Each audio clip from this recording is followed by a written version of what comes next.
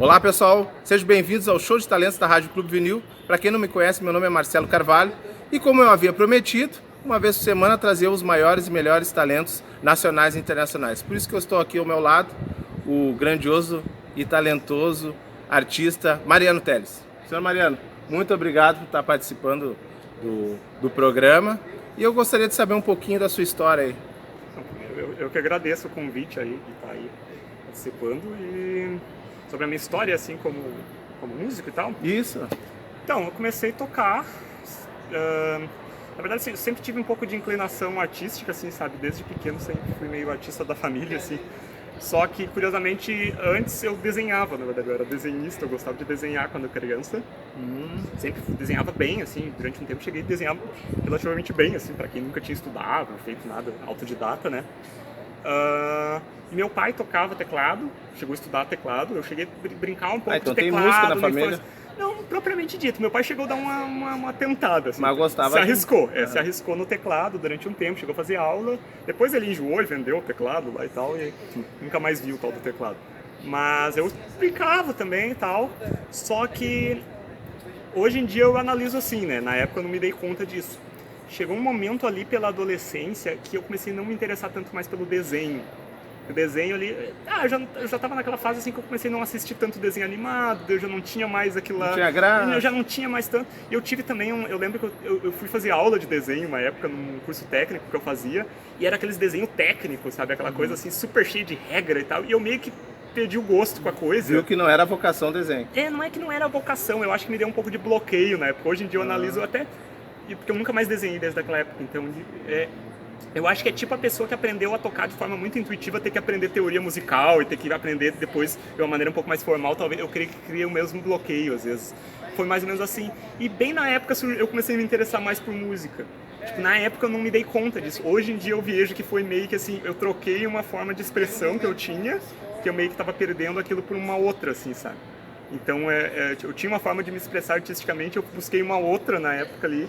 Tinha pessoal no colégio que tocava violão e tal, assim, eu tinha um amigo que tocava também, então eu comecei a me influenciar por aquilo e quis tocar violão também. Da minha mãe me deu um violão de presente, comecei a tocar e comecei tipo, a tocar muito, assim, eu comecei a estudar muito, comecei a curtir muito e justamente foi para suprir aquela coisa que eu já não estava mais tão ligado com a arte do desenho ali, fui buscar na música, então foi uma virada na verdade.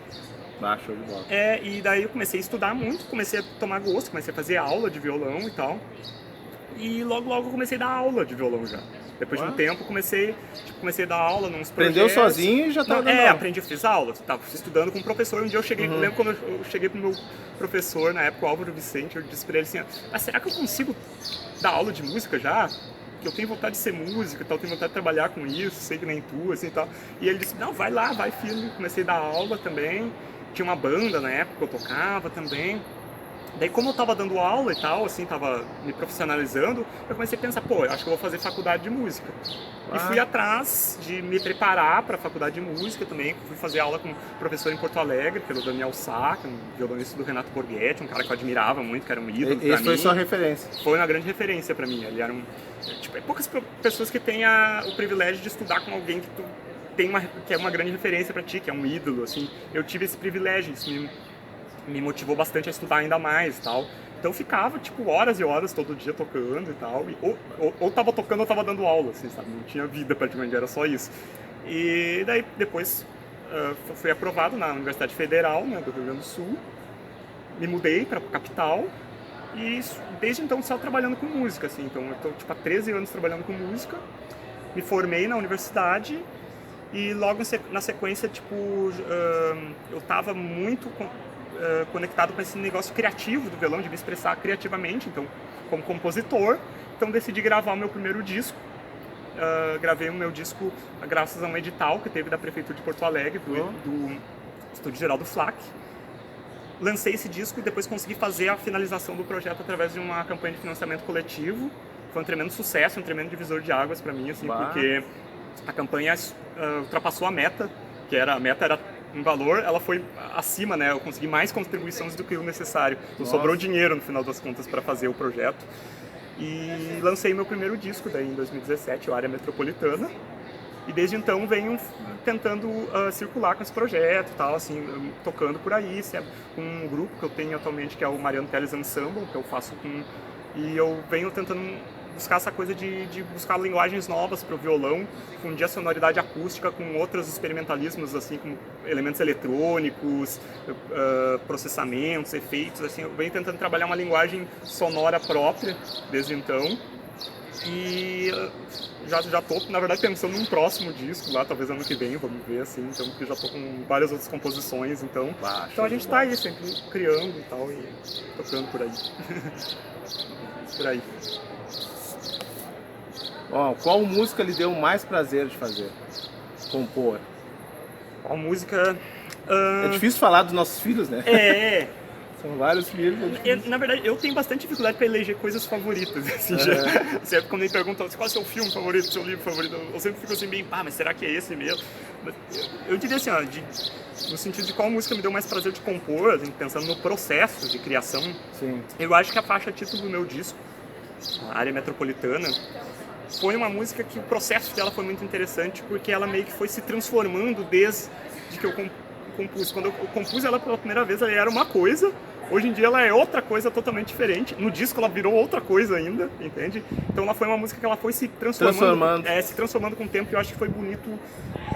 Essa transformação. Eu fui me transformando junto com ela, assim, no sentido de que minhas referências foram mudando, eu fui incluindo novas influências e adicionando naquilo, ela foi virando um caldeirão. Aperfeiçoando ela. Não sei nem se aperfeiçoando, ela foi virando outra coisa, entende?